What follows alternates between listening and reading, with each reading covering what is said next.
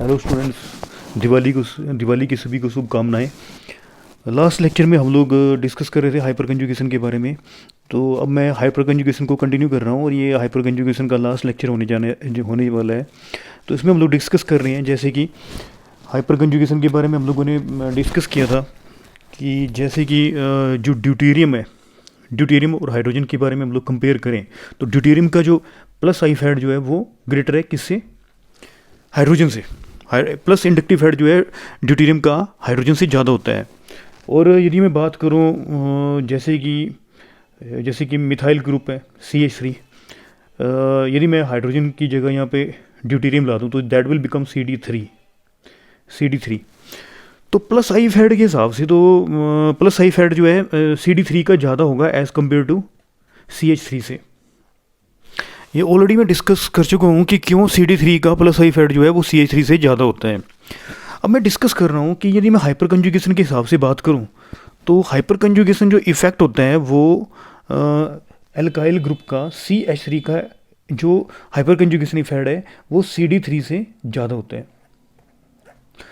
हाँ, hyper conjugation जो effect है वो ड्यूटेरियम का मिथाइल ग्रुप, हमें पता है कि मिथाइल ग्रुप जो है जब हम लोग अनसैचुरेटेड सिस्टम के साथ जो है CH3 ग्रुप को अटैच कर देते हैं तो जो मिथाइल ग्रुप है जो CH3 जो जिसमें कार्बन और हाइड्रोजन के बीच में जो इलेक्ट्रॉन होते हैं, सिग्मा बॉन्ड होते हैं, सिग्मा बॉन्ड के जो इलेक्ट्रॉन है वो अनसैचुरेटेड सिस्टम वो होता है जिसमें डबल या ट्रिपल बॉन्ड होता है। उसमें इलेक्ट्रॉन की जो मूवमेंट है वो सिग्मा इलेक्ट्रॉन की जो है अनसैचुरेटेड सिस्टम की तरफ होना स्टार्ट हो जाती है। मैं बात करूँ अब कि जैसे कार्बन हाइड्रोजन बॉन्ड, एक हो गया कार्बन हाइड्रोजन बॉन्ड, यहाँ से इलेक्ट्रॉन जो थे वो अनसैचुरेटेड सिस्टम की तरफ जा रहे थे और यहाँ से इलेक्ट्रॉन की जो मूवमेंट होगी वो कार्बन और ड्यूटेरियम बॉन्ड से इलेक्ट्रॉन की जो है मूवमेंट होगी अनसैचुरेटेड सिस्टम के थ्रू, अनसैचुरेटेड सिस्टम की तरफ होगी। तो इस केस में जो है हाइपर कंजुगेशन इफेक्ट जो है वो ज़्यादा है। किसका? CH3 ग्रुप का जो हाइपर कंजुगेशन इफेक्ट जो है CD3 से ज़्यादा है। उसका रीज़न ये है कि जो कार्बन और जो ड्यूटेरियम को भी जो बॉन्ड है वो स्ट्रॉन्गर है as compare to carbon hydrogen bond. ये कार्बन हाइड्रोजन बॉन्ड जो है इतना स्ट्रॉन्गर नहीं जितना कि कार्बन ड्यूटेरियम बॉन्ड जो है उतना स्ट्रॉन्गर है। इसलिए जो कार्बन ड्यूटेरियम जो बॉन्ड है उसकी जो बॉन्डिशन एनर्जी जो होगी वो ज़्यादा होगी। ये बॉन्ड जो है आसानी से क्लीवेज हो जाएगा जिसकी वजह से ये जो सिग्मा इलेक्ट्रॉन्स है उनकी मूवमेंट जो है अनसैचुरेटेड सिस्टम की तरफ जो है ईजिली हो जाएगी। कार्बन ड्यूटेरियम बॉन्ड की बॉन्ड डिस्ट्रीब्यूशन एनर्जी ज़्यादा होने की वजह से इलेक्ट्रॉन की जो मूवमेंट है वो उतनी ईजिली नहीं हो पाएगी अनसैचुरेटेड सिस्टम के थ्रू, अनसैचुरेटेड सिस्टम के थ्रू के पास नहीं हो पाएगी, इलेक्ट्रॉन की मूवमेंट नहीं हो पाएगी इतनी जल्दी ईजिली।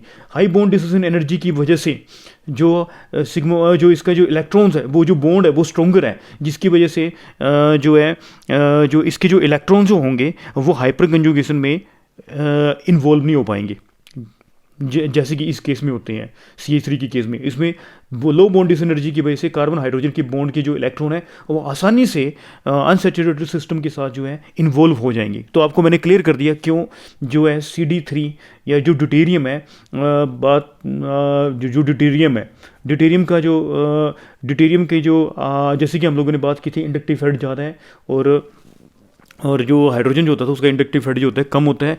तो जैसे कि हम लोग कंपेयर किया CH3 और CD3 को तो आप देख सकते हैं कि हाइपर कंजुगेशन इफेक्ट जो है वो CH3 का ज़्यादा होगा एज़ कम्पेयर टू CD3 क्योंकि बॉन्ड डिसएनर्जी जो है कार्बन ड्यूटेरियम की ज़्यादा है जिसकी वजह से इलेक्ट्रॉन जो है अनसैचुरेटेड सिस्टम के साथ इजीली इन्वॉल्व नहीं हो पाएंगे। CH3 की बॉन्ड डिसएनर्जी जो है वो कम है जिसकी वजह से आसानी से इलेक्ट्रॉन जो है वो जो इलेक्ट्रॉन जो होंगे वो आसानी से इन्वॉल्व हो जाएंगे। नेक्स्ट जो है हम लोग कार्बोकैटायंस की स्टेबिलिटी के केस को डिस्कस करते हैं जिससे आपके कंसेप्ट जो ज़्यादा क्लियर हो पाए। जैसे कि ये मिथाइल कार्बोकैटायन दिया हुआ गया है CH3CH2+, ये कार्बोकैटायन दिया हुआ है और ये भी एक कार्बोकैटायन दिया हुआ है, यहाँ पे देख सकते हैं आप CH2+। जो मिथाइल ग्रुप है उसकी जगह मैंने क्या कर दिया, हाइड्रोजन की जगह ड्यूटेरियम ला दिया तो ये बन गया CD3। तो हम लोगों को ये दो कार्बोकैटायंस की स्टेबिलिटी को कंपेयर करने के लिए बोला गया है। तो आपको पता ही है कि यदि मैं बात करूं एल्काइल ग्रुप के हिसाब से तो इलेक्ट्रॉन जो रिलीजिंग टेंडेंसी जो है CD3 की ज़्यादा है और CH3 की जो इलेक्ट्रॉन रिलीजिंग टेंडेंसी जो होगी वो कम होगी। तो यदि मैं इंडक्टिव फैट के हिसाब से बात करूं तो ये जो कार्बोकैटायन होगा वो ज़्यादा स्टेबल होगा एज़ कम्पेयर टू दिस। पर हाइपर कंजुगेशन के हिसाब से मैं बात करूं, ये कार्बोकेटाइन के बाद जो कार्बन है that is called alpha carbon. तो आप देख सकते हैं कि इसमें 3 अल्फा हाइड्रोजन जो है प्रेजेंट है।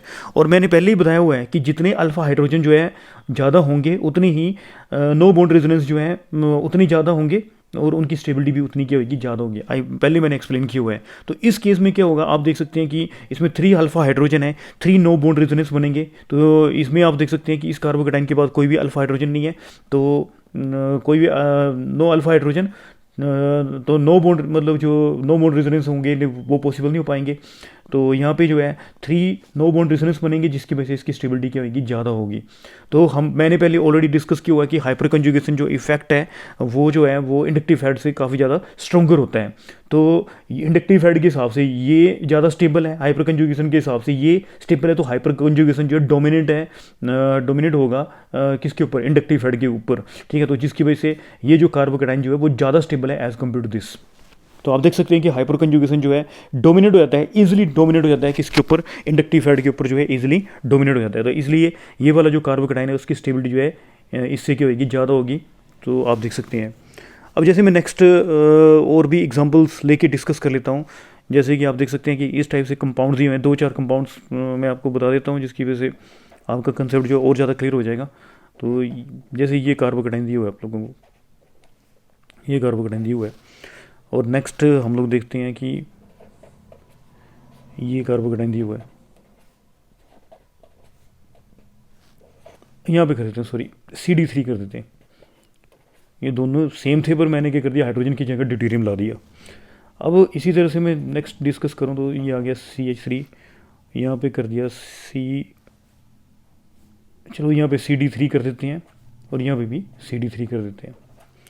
और लास्ट में एक्सपेक्टेड ये है जैसे कि यहाँ पे CD3, यहाँ पे भी CD3 और यहाँ पे भी CD3 कर दिया।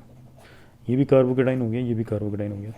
तो अब सिंपल सी बात है, आपको क्लियर हो गया होगा। आई थिंक आप लोग जवाब दे सकते हैं कि कौन ज़्यादा स्टेबल है, जिसके अल्फा हाइड्रोजन ज़्यादा है। आपको मैंने पहले बता दिया, सोचने की टेंशन ही नहीं है कि हाइपर कंजुगेशन इफेक्ट जो है वो ज़्यादा स्ट्रोंगर है as compare to inductive effect से ज़्यादा स्ट्रोंगर होता है।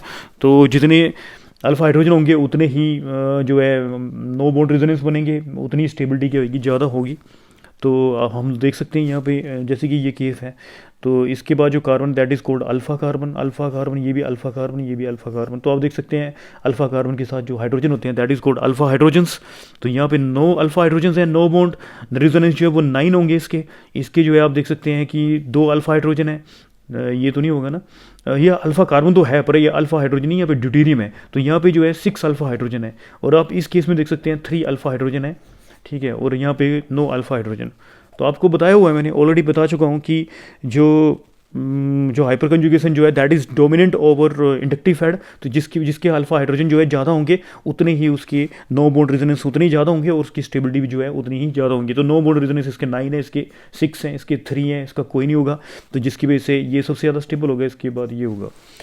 तो आपको बताया भी था मैंने कि नो बॉन्ड रेजोनेंस जो है नंबर ऑफ कंट्री या हाइपर, जैसे कि इस केस में थोड़ा सा और स्पेसिफाई कर देता हूँ, number of hyper conjugations are possible due to किसकी वजह से, अल्फा हाइड्रोजन जो बॉन्ड है उसकी वजह से कितने नंबर ऑफ हाइपर कंजुगेशन जो है स्ट्रक्चर जो है पॉसिबल हो पाएंगे, वो जो होंगे वो 9 होंगे। और यदि मैं टोटल स्ट्रक्चर्स के बारे में बात करूँ, टोटल स्ट्रक्चर्स जो होंगे टोटल नंबर ऑफ स्ट्रक्चर जो है दैट इज इक्वल टू 9 + 1 जो है दैट विल भी क्या होगा, 10।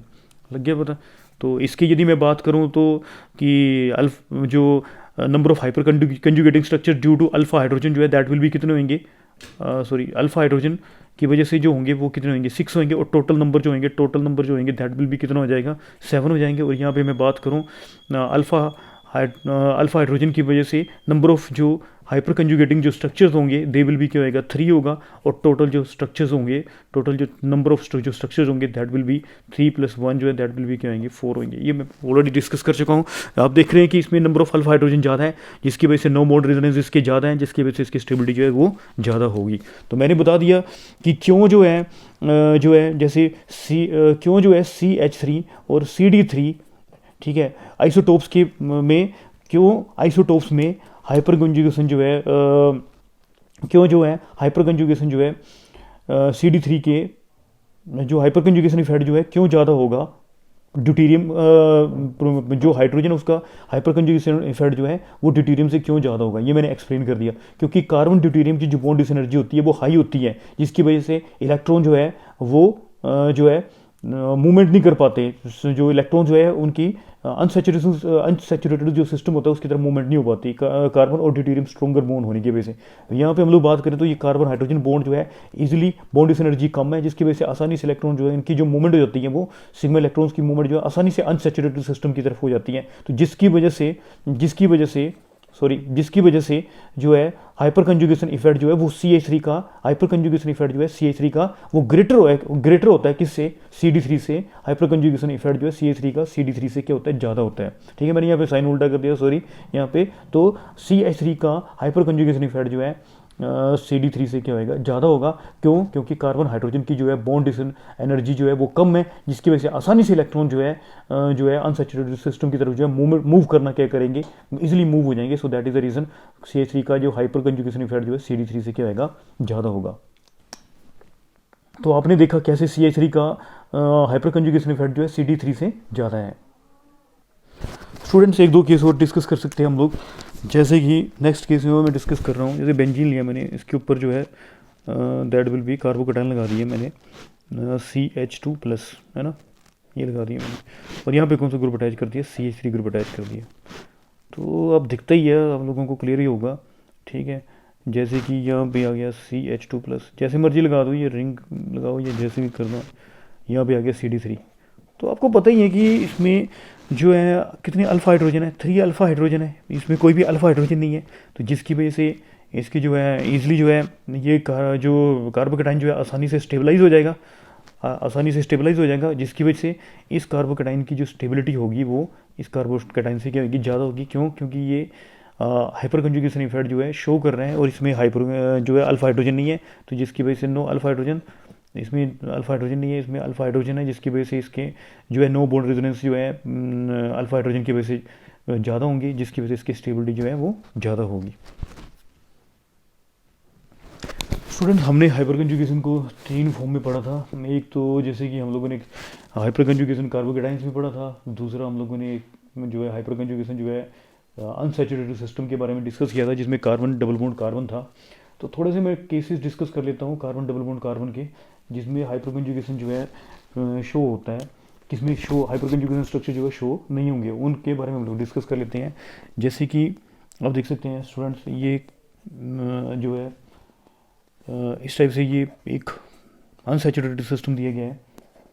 तो इसमें अल्फ़ा जो है अल्फ़ा हाइड्रोजन कितने होंगे और कितने जो है नो बॉन्ड रेजोनेंस बनेंगे। तो आपको पता है स्टूडेंट्स, ये अनसैचुरेटेड सिस्टम है। अनसैचुरेटेड सिस्टम से कोई डरने की जरूरत नहीं है। अनसैचुरेटेड सिस्टम में भाई कार्बन कार्बन डबल बॉन्ड भी हो सकता है और कार्बन कार्बन ट्रिपल बॉन्ड भी हो सकते हैं। अनसैचुरेटेड सिस्टम उसको बोलते हैं। तो अनसैचुरेटेड सिस्टम ये एक टाइप से अनसैचुरेटेड सिस्टम है। क्यों? क्योंकि कार्बन कार्बन क्या है, कार्बन कार्बन के बीच में क्या आ रहा है, डबल बॉन्ड आ रहा है।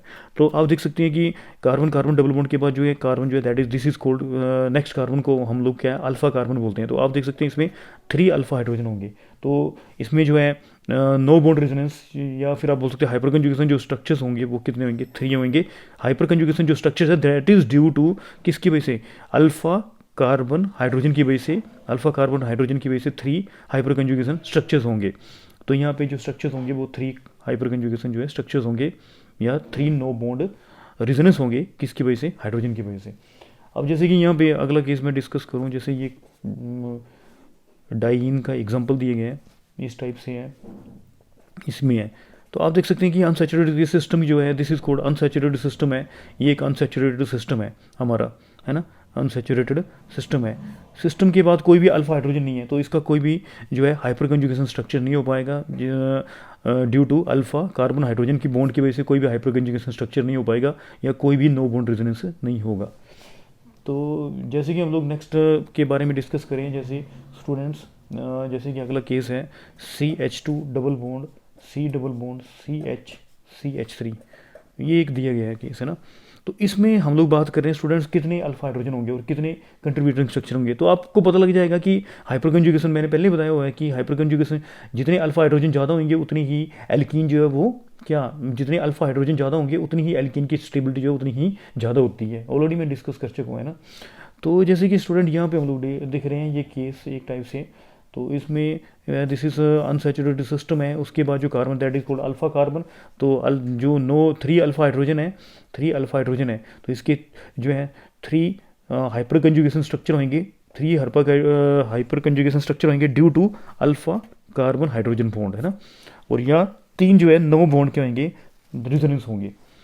तो अगली जैसे एल्कीन के बारे में डिस्कस करूँ स्टूडेंट्स, जैसे कि आप देख सकते हैं CH3, CH double bond, C double bond CH और CH3।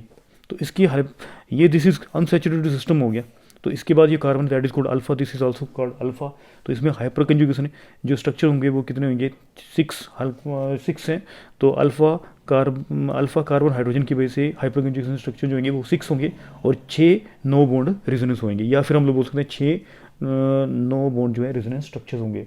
अब जैसे क्या है, डबल बॉन्ड के बारे में डिस्कस कर लिया, ट्रिपल बॉन्ड के बारे में भी हम लोग डिस्कस कर सकते हैं, CH3, C triple bond C, और ये आ गया H, ठीक है। तो अनसैचुरेटेड सिस्टम के बाद जो that is called alpha carbon. तो आप देख सकते हैं कि 3 अल्फा हाइड्रोजन है, तो जो है 6 हाइपर कंजुगेशन, सॉरी 3 जो है हाइपर कंजुगेशन जो स्ट्रक्चर होंगे due to alpha carbon hydrogen, या 3 जो है नो बॉन्ड जो है 3 नो बॉन्ड जो है रेजोनेंस होंगे due to alpha carbon hydrogen. तो इस टाइप से हम डिस्कस कर सकते हैं स्टूडेंट। जैसे नेक्स्ट देख रहा हूँ मैं, इस टाइप से हो सकते हैं कंपाउंड, इस टाइप का कोई कंपाउंड दिया हुआ है आपका, सपोज करो ऐसे कंपाउंड दिया हुआ है। तो ये भी आप देख सकते हैं कि इसमें जो है ये एक अनसैचुरेटेड सिस्टम हो गया, है ना। और यहाँ पे जो carbon that is called alpha carbon, ये अल्फा कार्बन है। तो आप देख सकते हैं स्टूडेंट 2 हाइड्रोजन यहाँ पे होंगे, है ना, 2 हाइड्रोजन यहाँ पे है और 2 हाइड्रोजन यहाँ पे है। तो आप देख सकते हैं कि अल्फा हाइड्रोजन जो है 4 अल्फा हाइड्रोजन है। तो उसमें हाइपर कंजुगेशन जो स्ट्रक्चर होंगे वो कितने होंगे, 4 होंगे due to alpha carbon hydrogen bond, ठीक है। तो आपको ये क्लियर हो गया होगा अल्फा, यहाँ से आप लोगों को क्लियर हो रहा है। और जैसे नेक्स्ट और मैं डिस्कस कर लूँ, इस टाइप से एक सिस्टम दिया है, इस टाइप से कोई कंपाउंड दिया होगा सपोज करें, तो ये कंपाउंड है, ये एक अनसैचुरेटेड सिस्टम है। इसके बाद जो अनसैचुरेटेड सिस्टम है उसके बाद जो carbon that is called alpha, और ये कार्बन जो दैट इज अल्फा, और ये कार्बन जो है अल्फा, और ये कार्बन जो दैट इज अल्फा। आप देख सकते हैं कि इसमें कितने अल्फा हाइड्रोजन होंगे। यहाँ पे अल्फा हाइड्रोजन जो है आप देख सकते हैं 3 अल्फा हाइड्रोजन यहाँ पे होंगे, 2 अल्फा हाइड्रोजन यहाँ पे होंगे, ठीक है। और यहाँ पे कितने होंगे, 2 अल्फा हाइड्रोजन होंगे, और यहाँ पे भी स्टूडेंट्स जो है 2 अल्फा हाइड्रोजन होंगे। तो आप काउंट कर सकते हैं 3 2 5 5 2 7 7 2 9। तो आप देख सकते हैं कि इसके जो हाइपर कंजुगेशन जो स्ट्रक्चर्स होंगे, हाइपर कंजुगेशन जो स्ट्रक्चर दैट विल बी 9 होंगे due to alpha carbon hydrogen bond. तो ये, और जितने मैंने आपको पहले ऑलरेडी डिस्कस किया है, जितने ज़्यादा हाइपर कंजुगेशन स्ट्रक्चर होंगे उतनी ज़्यादा स्टेबिलिटी भी क्या होगी, ज़्यादा होगी। अब जैसे स्टूडेंट्स नेक्स्ट एक और एग्जांपल ले सकते हैं हम लोग, जैसे कि ये एक एग्जांपल है जो हम लोग कॉमनली पढ़ते आए हुए हैं, इस टाइप से टोलिन CH3।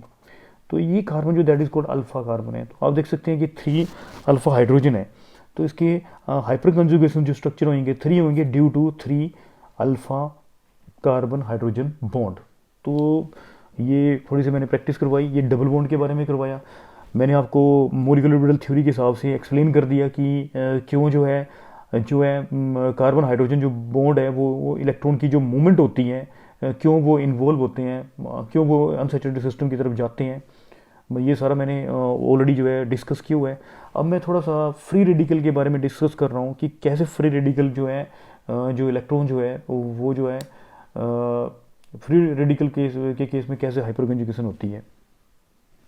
स्टूडेंट्स हम लोग डिस्कस कर रहे हैं hyper conjugation in free radicals कैसे होती है, हाइपर कंजुगेशन कैसे होती है फ्री रेडिकल्स में। पहली बात भाई, फ्री रेडिकल बनता कैसे है। फ्री रेडिकल जो बनता है आपको पता होना चाहिए कि 2 टाइप के फिशन होते हैं, एक होता है होमोलिटिक फिशन और दूसरा हेट्रोलिटिक फिशन। हेट्रोलिटिक फिशन से कार्बोकेटाइन या कार्बोनाइन की फॉर्मेशन होती है, और होमोलिटिक फिशन से जो है फ्री रेडिकल की फॉर्मेशन होती है। जैसे कि स्टूडेंट्स ये आपका दिया हुआ है CH3 CH3 दिए हुए है ना, तो CH3 ये दे रखे हैं, है ना। तो इसमें क्या होता है कि जनरली जैसे ये आ गया CH3 CH3 और ये दिए हुए CH2, लिख सकते हैं हम लोग इसको ऐसे लिख सकते हैं ना, CH3 ऐसे लिख सकते हैं हम लोग। तो कैसे हुआ यहाँ पे कार्बन और हाइड्रोजन जो है ये जैसे कि थोड़ा मैं ड्रॉ कर देता हूँ, CH3 CH और ये इलेक्ट्रॉन जो है, एक कार्बन और एक इलेक्ट्रॉन कार्बन के, आपको पता है कोवलेंट बॉन्ड जो है किसके बीच में फॉर्म हो रखे हैं, कार्बन और हाइड्रोजन के बीच में, एक इलेक्ट्रॉन कार्बन का है और एक हाइड्रोजन का है। होमोलिटिक फिशन में क्या होगा, हाइड्रोजन अपना इलेक्ट्रॉन ले जाएगा और कार्बन जो है अपना इलेक्ट्रॉन ले जाएगा। तो इस टाइप से होमोलिटिक फिशन होगा, जैसे कि हम लोग देख सकते हैं CH3 CH2 इस टाइप से होगा, और हाइड्रोजन एक अपना कार्बन इलेक्ट्रॉन ले गया और हाइड्रोजन अपना इलेक्ट्रॉन ले गया। तो that is cold, this is cold क्या होगा, होमोलिटिक फिशन बोलेंगे। और होमोलिटिक फिशन से क्या होता है स्टूडेंट्स, फ्री रेडिकल की क्या होती है, फॉर्मेशन होती है, दैट इज फ्री रेडिकल। अब स्टूडेंट्स होमोलिटिक फिशन में हम हाइपर कंजुगेशन डिस्कस कर रहे हैं।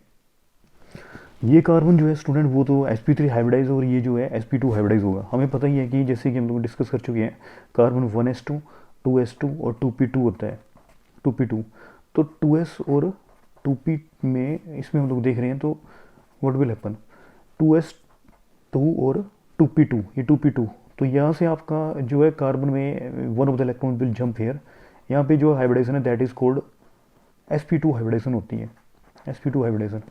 तो जब ये sp2 हाइब्रिडाइज कार्बन है तो हम लोग देख सकते हैं कि ये कार्बन जो है दैट इज sp3 हाइब्रिडाइज है। तो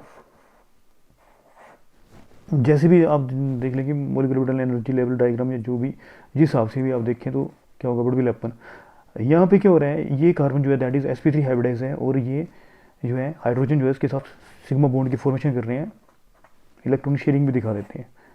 ये आ गया हाइड्रोजन और यहाँ पे भी आ गया हाइड्रोजन, एक हाइड्रोजन का इलेक्ट्रॉन और एक किसका, कार्बन का। कार्बन कौन सा है, कार्बन जो है दैट इज sp3 हाइब्रिडाइज्ड है, sp3 हाइब्रिडाइज। तो इसमें पता ही है सभी को 2s और 2p, 2s और 2p आ गए ना, तो इसमें भी 1 2 3 4 ये आ गया, ये आ गया sp3 हाइब्रिडाइज, ये कार्बन हो गया sp3 हाइब्रिडाइज। 3 इलेक्ट्रॉन जो है 1 2 3 3 इलेक्ट्रॉन जो है वो हाइड्रोजन के साथ शेयर हो रहे हैं और सिग्मा बॉन्ड की क्या हो रही है, फॉर्मेशन हो रही है, 1 2 3। और ये जो इलेक्ट्रॉन बचा ये इस कार्बन के साथ इलेक्ट्रॉन जो है शेयर कर रहा है, जिसकी वजह से कोवलेंट बॉन्ड की क्या हो रही है, फॉर्मेशन हो रही है। तो इसमें क्या हुआ, ये वाला कार्बन क्या है, ये वाला इसके साथ, ये वाला इलेक्ट्रॉन इसके साथ क्या हो रहा है, शेयर हो रहा है, जिसकी वजह से कार्बन कार्बन के बॉन्ड में, कार्बन के बीच में कोवलेंट बॉन्ड की क्या हो रही है, फॉर्मेशन हो रही है। और ये इलेक्ट्रॉन जो है, ये दोनों इलेक्ट्रॉन जो है ये क्या हो रहा है, किससे शेयर हो रहे हैं, इलेक्ट्रॉन हाइड्रोजन के साथ इलेक्ट्रॉन शेयर हो रहे हैं। ये और ये इलेक्ट्रॉन जो है वो किसके साथ शेयर हो रहा है, हाइड्रोजन के साथ इलेक्ट्रॉन जो है वो शेयर हो रहा है। तो आप देख सकते हैं यहाँ पे कोवलेंट बॉन्ड की फॉर्मेशन हो गई। और ये जो एक बचा है, एक जो अनपेड बचा है, वो अनहाइब्रिडाइज ऑर्बिटल में प्रेजेंट है। कहाँ पे प्रेजेंट है, अनहाइब्रिडाइज ऑर्बिटल में, जिस ये जो अनपेड इलेक्ट्रॉन जो है दैट विल बी प्रेजेंट है। और ये जो कार्बन दैट इज कौन सा हाइब्रिडाइज है, sp2, और ये कार्बन जो है दैट इज sp3 हाइब्रिडाइज है। ये जो इलेक्ट्रॉन है वो ये जो है अनहाइब्रिडाइज ऑर्बिटल में प्रेजेंट है, अनहाइब्रिडाइज ऑर्बिटल में प्रेजेंट है। आप देख सकते हैं, आपको पता है कि इसमें इलेक्ट्रॉन जो है पेयर्ड नहीं है, जिसकी वजह से ये जो है इलेक्ट्रॉन डेफिशिएंट नेचर को क्या कर रहा है, शो कर रहा है, इलेक्ट्रॉन डेफिशिएंट नेचर होगी यहाँ पे। तो क्या होगा, व्हाट विल हैपन नाउ, ये इलेक्ट्रॉन डेफिशिएंट है ना, तो क्या होगा कि ये जो कार्बन था, कार्बन और हाइड्रोजन के बीच में जो बॉन्ड फॉर्म हो रखा है, ये कार्बन जो है हमें पता ही है sp3 हाइब्रिडाइज है, और इसका जो है हाइड्रोजन जो है दैट इज 1s, और इनके बीच में सिग्मा बॉन्ड की फॉर्मेशन हो रखी है, हमें पता है। तो क्या होगा कि ये जो इलेक्ट्रॉन जो है ये यहाँ पे इसकी तरफ जो है मूव करना क्या होंगे, स्टार्ट कर जाएंगे, यहाँ पे इसकी तरफ मूव करना क्या होंगे, स्टार्ट हो जाएंगे यहाँ पे। तो ये जो है कार्बन और जो हाइड्रोजन है, इसका ये सिग्मा बॉन्ड क्या होगा, ब्रेक हो रहा है, और यहाँ पे जो है कार्बन और कार्बन के बीच में जो है पाई बॉन्ड की क्या हो रही है, फॉर्मेशन हो रही है।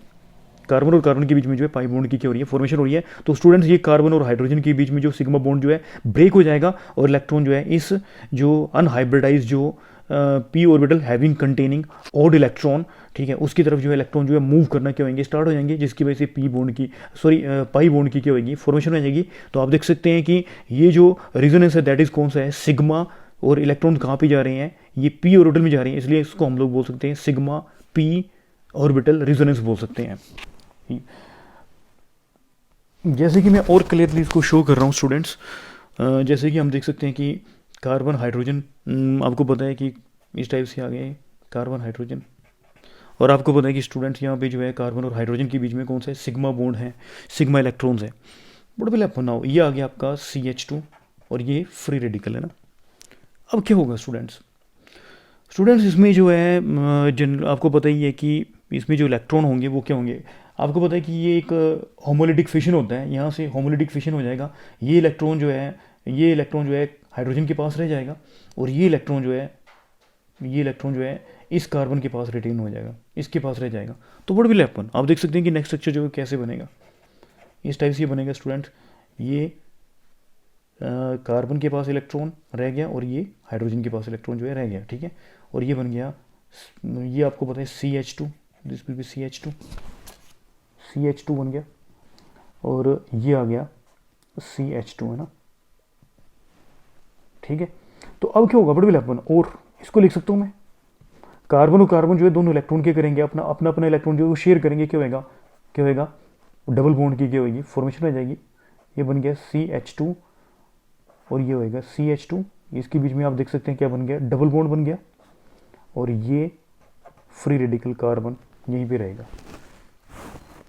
हो गया क्लियर, हो गया कि नहीं। तो आप देख सकते हैं कि आपने देखा CH3 और ये ऐसे था, फ्री रेडिकल था जो कि होमोलिटिक फिशन से बना था। तो ये कार्बन और हाइड्रोजन के जो बॉन्ड था वो ब्रेक हो गया होमोलिटिक फिशन के द्वारा, एक हाइड्रोजन ने इलेक्ट्रॉन रख लिया, एक कार्बन ने रख लिया, और ये जो इलेक्ट्रॉन था सिग्मा बॉन्ड, ये कहाँ पे क्या बन गया इसका, पाई बॉन्ड की क्या होगी, ये सिग्मा बॉन्ड जो है वो किस में कन्वर्ट हो गया, पाई बॉन्ड में। इसने होमोलिटिक एक इलेक्ट्रॉन इसने रखा, और जब दोनों कार्बन ने अपने इलेक्ट्रॉन्स के किए शेयर किए, और पाई बॉन्ड की क्या होगी फॉर्मेशन।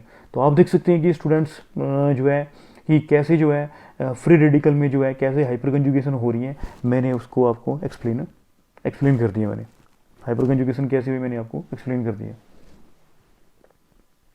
स्टूडेंट इसी तरह से जैसे कार्बोकेटाइन में हम लोगों ने पढ़ा था, और एल्कीन्स भी हम लोगों ने पढ़ा था हाइपर कंजुगेशन के बारे में, जितने अल्फा हाइड्रोजन ज़्यादा होंगे उतना जो है नो बॉन्ड रेजोनेंस बनेंगे, या फिर हम लोग बोल सकते हैं उतनी हाइपर कंजुगेटिंग स्ट्रक्चर बनेंगे due to carbon hydrogen bond. जितने हाइपर कंजुगेशन स्ट्रक्चर ज़्यादा बनेंगे उतनी ही स्टेबिलिटी क्या होगी, ज़्यादा होगी। क्योंकि हाइपर कंजुगेशन स्ट्रक्चर होने की वजह से इलेक्ट्रॉन जो डीलोकलाइज हो जाते हैं, तो जितना इलेक्ट्रॉन डीलोकलाइज होगा उतनी स्टेबिलिटी क्या होगी, ज़्यादा होगी। अब स्टूडेंट पूछ रहे होंगे भाई कि इलेक्ट्रॉन सर क्यों इलेक्ट्रॉन की डीलोकलाइज होने की वजह से स्टेबिलिटी ज़्यादा होगी। तो आप यदि एक जगह पे बैठे रहो सुबह से लेकर शाम तक लोकलाइज होकर बैठे रहो, मूव ही नहीं करो, सपोज करो, तो क्या होगा, व्हाट विल हैपन, दुनिया भर की बीमारियां लग जाएंगी आपको, शुगर हो जाएगा, बीपी हो जाएगा, क्योंकि आपका जो माइंड है वो स्टेबल नहीं रह पाएगा, ठीक है। तो आपका घूमना फिरना, आपको फ्रेश होने के लिए आगे पीछे मूव करना जो है ज़रूरी है। उसी तरह से इलेक्ट्रॉन का भी जो है एक जगह पे लोकलाइज होने पे उसकी स्टेबिलिटी नहीं होती है, वो इलेक्ट्रॉन जितना ज़्यादा डीलोकलाइज करता है उतनी ही स्टेबिलिटी क्या होगी, ज़्यादा होगी। अब जैसे हम लोग कर रहे हैं केस डिस्कस फ्री रेडिकल्स में ले लेते हैं, स्टेबिलिटीज़ के कंसेप्ट को हम लोग क्लियर कर लेते हैं कि कौन ज़्यादा फ्री रेडिकल जो है वो कौन ज़्यादा स्टेबल होगा। जैसे कि इस टाइप से ये फ्री रेडिकल आ रहा है एक एग्जांपल, दूसरा हम लोग डिस्कस कर रहे हैं, दूसरे के केस में इस टाइप से फ्री रेडिकल आएगा, और तीसरा एग्जांपल हम लोग ले रहे हैं स्टूडेंट्स। तो ये एक टाइप से एग्जांपल एक और आ रहा है, एक आ रहा है, और इस टाइप से फ्री रेडिकल होगा। हम लोग देख रहे हैं स्टूडेंट्स इसमें फ्री रेडिकल के बारे में, कौन कौन सा फ्री रेडिकल है। आप देख सकते हैं कि ये एक ही ये कार्बन, ये जो है कार्बन के ऊपर फ्री रेडिकल है, ये कार्बन जो है एक ही कार्बन के साथ अटैच है, इसलिए स्टूडेंट जो है ये जो फ्री रेडिकल होगा वो प्राइमरी फ्री रेडिकल होगा। और यदि मैं बात करूं स्टूडेंट्स नेक्स्ट के बारे में बात करूं, ये वाला कार्बन में बात करूं, तो ये स्टूडेंट्स जो है ये कार्बन दो कार्बन के साथ अटैच है, एक ये वाला कार्बन है आप देख सकते हैं, और ये वाला दूसरा कार्बन आ गया, ये दो कार्बन के साथ ये कार्बन जो है अटैच है, और उसके ऊपर जो है ये अनपेड इलेक्ट्रॉन अपीयर हो रहा है। तो जिसकी वजह से स्टूडेंट ये जो फ्री रेडिकल होगा वो सेकेंडरी फ्री रेडिकल होगा। और नेक्स्ट के बारे में बात करूं स्टूडेंट, ये वाला कार्बन देख सकते हैं कितने कार्बन के साथ अटैच है, 1 2 और 3, ये वाला कार्बन जो है 3 कार्बन के साथ अटैच है, और इस कार्बन के ऊपर जो है अनपेड इलेक्ट्रॉन आ रहा है। तो जिसकी वजह से ये जो कार्बन जो है 3 कार्बन के साथ अटैच है, और अनपेड इलेक्ट्रॉन जो है टर्शरी कार्बन के ऊपर आ रहा है। आप देख सकते हैं कि ये कार्बन कौन सा है, टर्शरी कार्बन है, और टर्शरी कार्बन के ऊपर जो है अनपेड इलेक्ट्रॉन आ रहा है, तो ये टर्शरी फ्री रेडिकल होगा।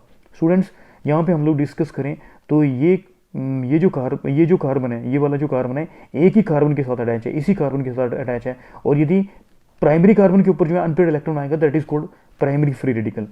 और यहाँ पे देख सकते हैं स्टूडेंट, ये कार्बन जो है कितने कार्बन के साथ अटैच है, एक दो कार्बन के साथ अटैच है, तो ये कार्बन जो है दैट इज सेकेंडरी कार्बन है।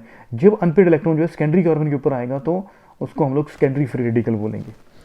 हम लोग बात कर चुके हैं, इसमें अल्फा हाइड्रोजन जो है ज़्यादा होंगे। टर्शरी में आपको पता है कि अल्फा हाइड्रोजन जो है ज़्यादा होंगे। इसमें जो है अल्फा हाइड्रोजन कितने होंगे, चलो देख लेते हैं। यहाँ पे कितने अल्फा हाइड्रोजन है, 3। यहाँ पे कितने आ रहे हैं, 2। और यहाँ पे कितने हैं, 2, 3, 2, 5, 5, 2, 7, तो 7 अल्फा हाइड्रोजन है, 7 अल्फा हाइड्रोजन है। तो हम लोग देख रहे हैं यहाँ पे स्टूडेंट, यहाँ पे देख सकते हैं हम लोग कितने अल्फा हाइड्रोजन है यहाँ पे।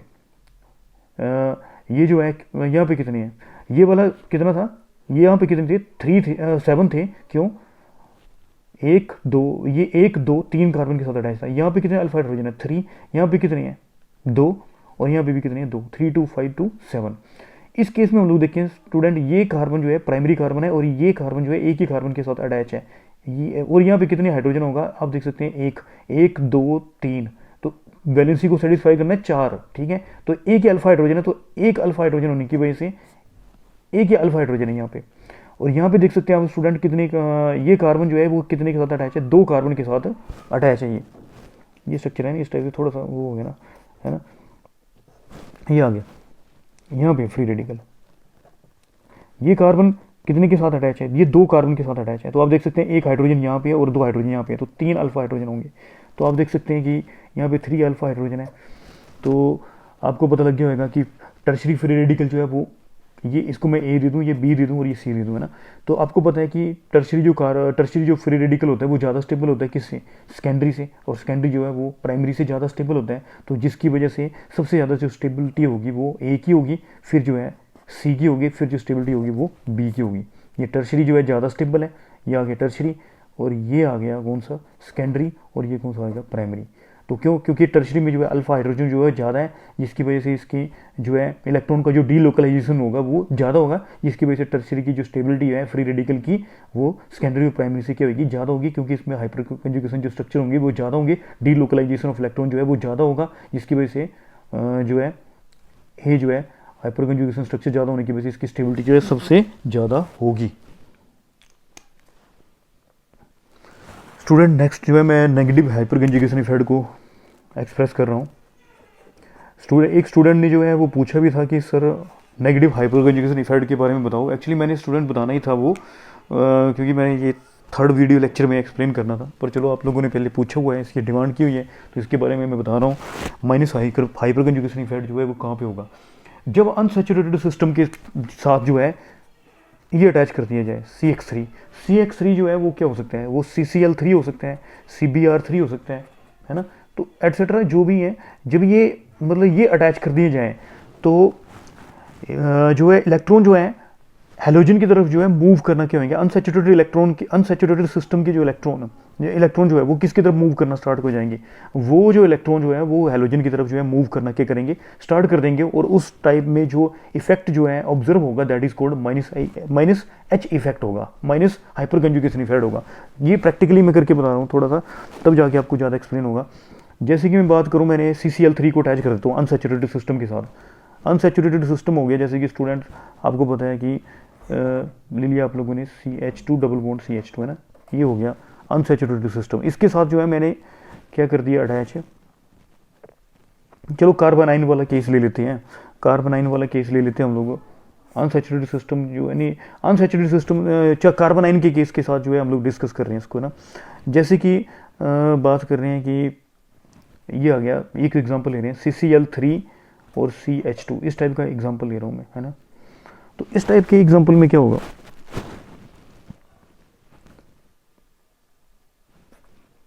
कार्बोनाइन का केस ले लिया मैंने, तो आप देख सकते हैं कि ये आ गया CCl3, ये आ गया कार्बोनाइन का केस लिया मैंने।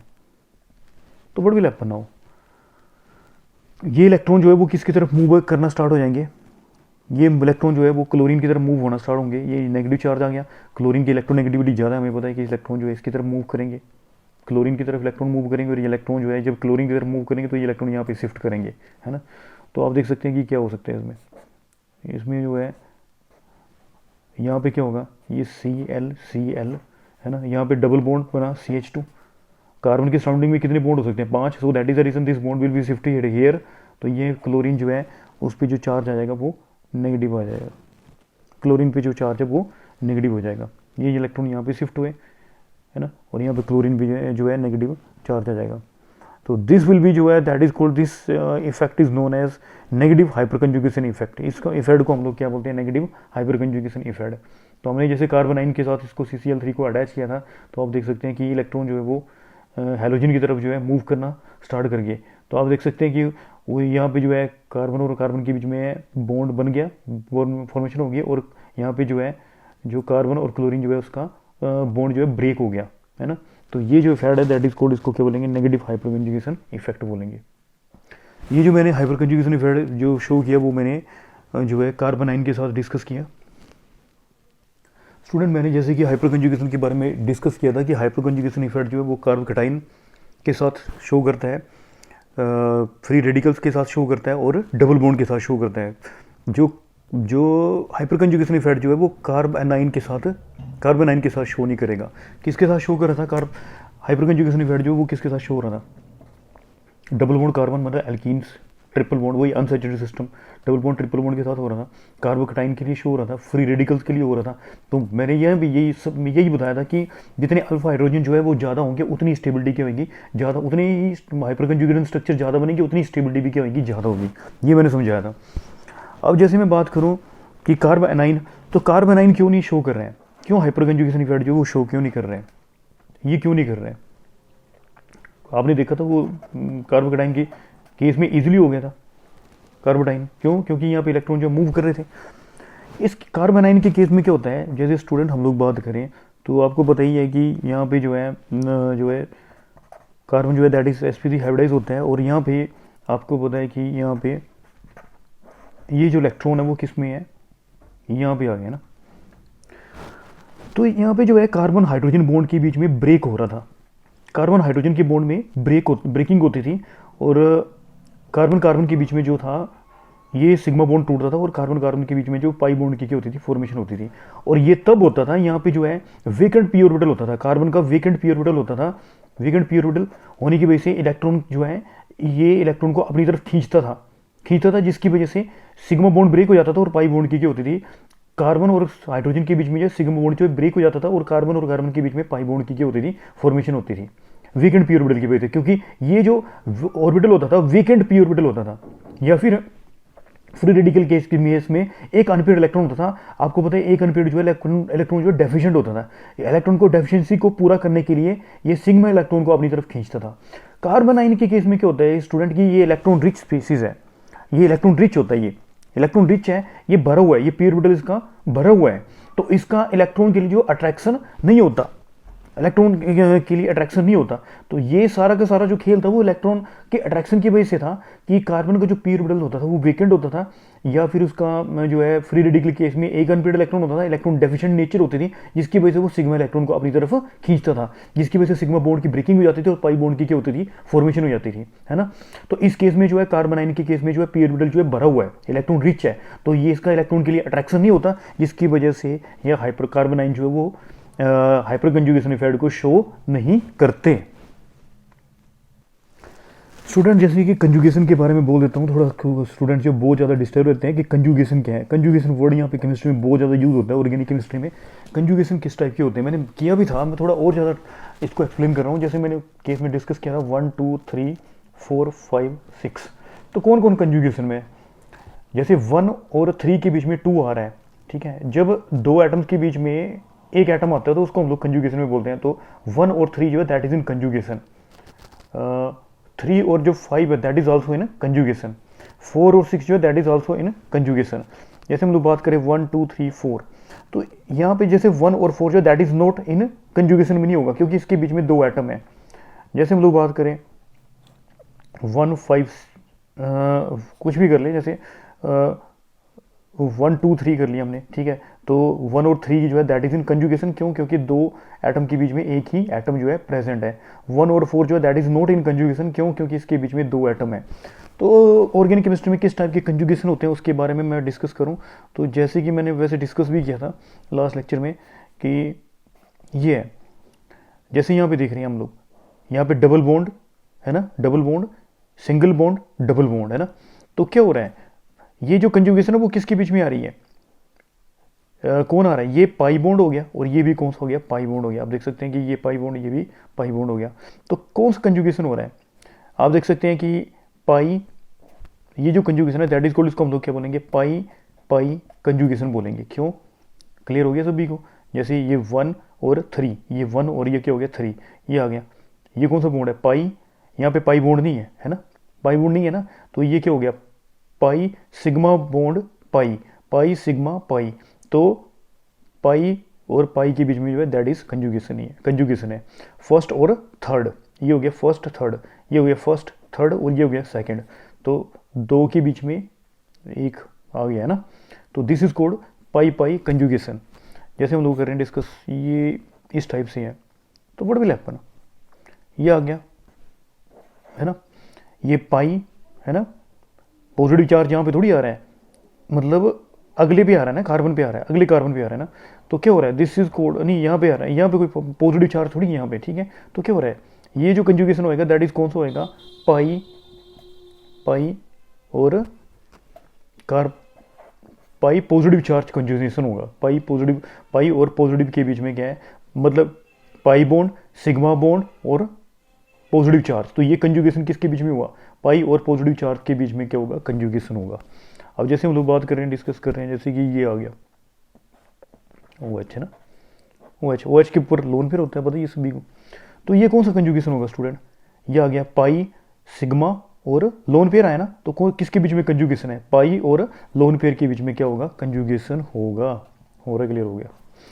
अब जैसे बात करूँ स्टूडेंट्स, ये आ गया CH2 प्लस आ गया ना, और आ गया ऑक्सीजन, और आ गया OH आ गया ना, CH2 प्लस कार्बोकेटाइन ले लिया और OH। तो कौन सा, ये लोन पेयर आ रहा है स्टूडेंट्स, तो कौन सा कंजुगेशन हो गया, प्लस चार्ज है ना, प्लस चार्ज सिग्मा और लोन पेयर, प्लस और लोन पेयर के बीच में कौन आ रहा है, सिग्मा आ रहा है ना। ये दोनों किसके थ्रू जुड़े हुए हैं, किसके थ्रू जुड़े हुए हैं, ये सिंगल बॉन्ड के थ्रू जुड़े हैं। तो ये आ गया plus sigma loan, lone pair है ना। तो किसके बीच में कंजुगेशन हो रहा है, प्लस चार्ज, और किसके बीच में कंजुगेशन है, दैट इज लोन पेयर के बीच में क्या होगा, कंजुगेशन होगा, ठीक है। और ये आ गया CH2, ये आ गया फ्री रेडिकल है ना।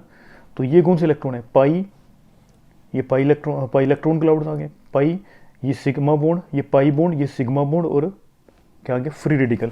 तो कौन सा कंजुगेशन होगा, पाई और फ्री रेडिकल के बीच में, फ्री रेडिकल के बीच में क्या होगा, फ्री रेडिकल के बीच में क्या होगा, कंजुगेशन होगा। हो गया, क्लियर हो गया सभी को कि ये कौन सा कंजुगेशन था, pi bond sigma pi, pi sigma pi, pi pi के बीच में कंजुगेशन।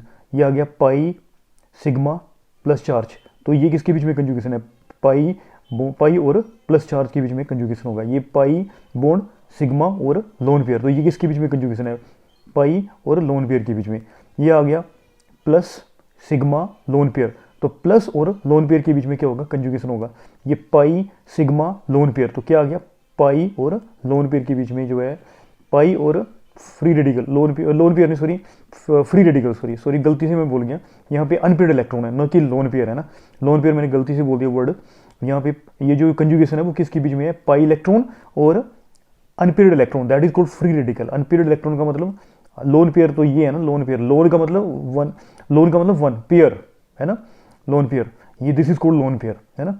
यदि यहाँ जैसे यहाँ पे दो इलेक्ट्रॉन आ गए, दो लोन पेयर, तो इसको हम लोग क्या बोलेंगे, एक लोन पेयर ये आ गया, एक लोन, तो दो लोन पेयर हो जाएंगे, ठीक है। तो ये जो है फ्री रेडिकल के केस में क्या होता है, अनपेयर्ड इलेक्ट्रॉन होता है स्टूडेंट, या ऑड नंबर ऑफ इलेक्ट्रॉन होता है, दैट इज कॉल्ड, उसको फ्री रेडिकल बोलते हैं। तो ये जो कंजुगेशन है वो किसके बीच में स्टूडेंट, पाई और पाई इलेक्ट्रॉन और किसके बीच में है, किसके बीच में है, फ्री रेडिकल के बीच में कंजुगेशन होगा।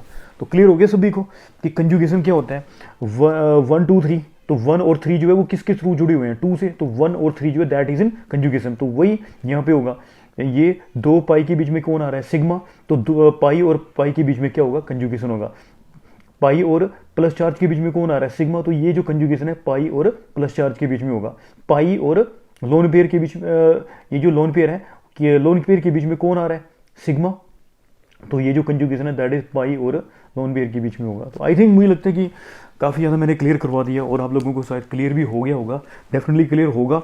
ठीक है, तो आप अब जो है मैंने काफ़ी हाइपर कंजुगेशन को बिल्कुल डिटेल में डिस्कस कर दिया, मैंने 3 वीडियो बनाई है मैंने। तो आप जो है मेरे लेक्चर्स को देखिए, अपनी कंसेप्ट क्लियर करें। मैं बिल्कुल डिटेल में डिस्कस करूँगा हर चीज़ को, आपके पूरे फंडामेंटल को क्लियर कराने की कोशिश करूँगा, क्लियर करवा दूंगा। तो फाइनली आप मेरी वीडियोस को देखें। Thank you for watching.